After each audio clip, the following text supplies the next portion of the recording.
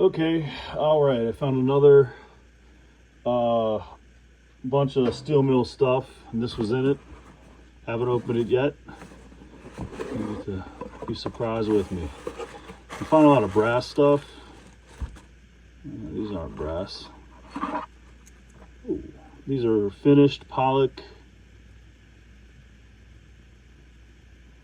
hot metal cars, and they look really nice. Really well done. I need to pull it out to see here. So KD cup or KD wheels, I think. Yeah. Can you see that?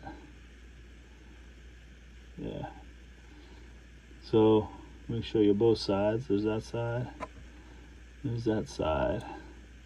And with the hot metal. I sold a few of these that weren't finished, so this is what they look like finished, and they look real nice. I guess you don't,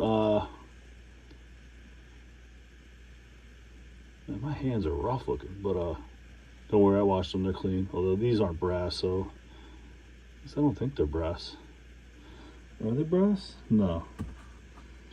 But here's the, there you go. They're metal though, very nice. This has the spring trucks, and let me see what these are. Yeah, KD wheels, and I'm assuming KD couplers, little mini couplers, and I'll get some pictures too.